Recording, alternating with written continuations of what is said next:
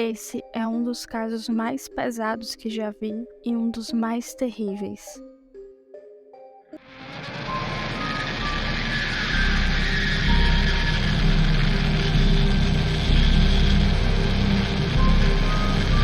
Por favor, se inscreva no canal para que assim que um vídeo novo seja lançado, você tenha acesso a ele.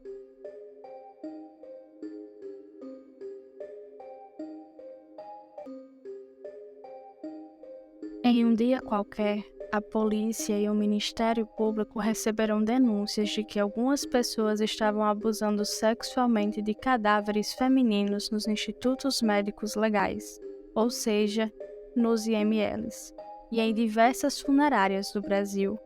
Mas não para por aí. O caso ainda fica muito pior. O título do vídeo é Festa no IML por uma razão. Foi por esse nome que o caso ficou conhecido, e o motivo é que havia um grupo no Facebook onde eram divulgadas imagens pornográficas de mulheres mortas. Haviam várias fotos de mulheres jovens mortas em situações como um acidente de carro ou até mesmo suicídio. Em um dos posts que havia no grupo, o autor da postagem comemorava que uma jovem havia morrido e iria para o IML.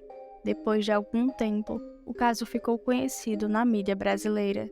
O grupo foi tirado do ar na época e a funcionária que denunciou esse esquema de necrofilia chegou a ser ameaçada de morte. O nome dela não será divulgado aqui por questões de segurança. Tudo isso veio à tona quando uma funcionária e seu marido denunciaram. Ambos tinham experiência trabalhando em funerárias e no IML, e estavam acostumados a ouvir comentários sobre a aparência de alguns cadáveres. Porém, chegou ao momento em que eles se chocaram com alguns casos e decidiram denunciar. A funcionária ainda contou que em uma das funerárias que ela havia trabalhado, uma mulher de 24 anos tinha morrido. A causa da morte foi suicídio, e a funcionária escutou diversos comentários vindos de homens que falavam sobre a garota ter seios fartos e do fato dela estar depilada. Nesse dia, a denunciante afirmou que ficou muito irritada e colocou todos para fora da sala e relata ter ficado preparando sozinha o corpo da moça. Quando ela se apresentou ao viúvo, o rapaz disse que ouviu comentários semelhantes no IML e estava aliviado por ser ela quem iria cuidar do corpo da moça. O marido da funcionária também apresentou relatos muito pesados. Ele afirmou que já tinha visto colegas se depararem com o corpo de jovens mortas e terem ereção. Havia chegado o corpo de uma jovem com o rosto desconfigurado por causa de um acidente de carro, e um dos colegas dele viu e foi ao banheiro se masturbar. Para o denunciante, aquilo foi a gota d'água.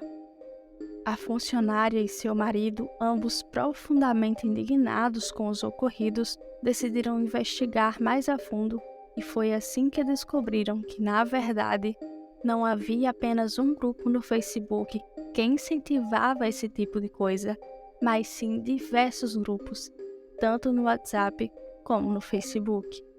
Algumas das postagens vão aparecer para vocês agora. As fotos das vítimas estarão completamente borradas. Aparecerá apenas o conteúdo da postagem. Em todos os posts, há piadas extremamente maldosas. Então, caso você seja sensível a esse tipo de conteúdo, recomendo que escute apenas o áudio do vídeo nesse momento. As imagens vão aparecer por 1 minuto. Eles encontraram diversas fotos de mulheres mortas e travestis com piadas e comentários extremamente pesados. A denunciante passou a acompanhar o grupo Festa no IML desde 2019, e diversas postagens incentivavam a necrofilia. Ela relatou que também haviam postagens de vídeos e fotos de partes íntimas de mulheres mortas feitas dentro do IML e de funerárias. As postagens tinham cerca de 300 curtidas. Quanto mais explícita e violenta eram as postagens, mais curtidas elas recebiam. O grupo era formado por milhares de membros. Depois de algum tempo, a funcionária saiu do grupo e encaminhou todo o conteúdo a que teve acesso durante esse tempo como integrante ao Ministério Público e à Polícia Federal.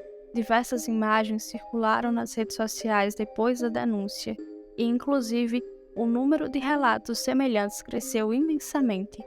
Vários profissionais também relataram o mesmo crime em seus locais de trabalho. O casal ficou com muito receio depois da denúncia, até porque as pessoas que cometem esse tipo de coisa podem ser capazes de fazer algo muito além. Um deles relatou que não consegue mais se adaptar a nenhuma funerária, pois em todas isso ocorreria e fingir que não existe não é a solução. Apesar de alguns grupos terem sido retirados do ar, a circulação desse tipo de material por WhatsApp é mais difícil de deter. Lembrando que é crime ter qualquer atitude que signifique desrespeito, agressão ou violação com cadáveres. A Polícia Federal foi questionada sobre o caso, porém, eles afirmaram que não se manifestam sobre eventuais investigações em andamento. E também não informaram se há ou não algum processo aberto para apurar os casos denunciados pela funcionária.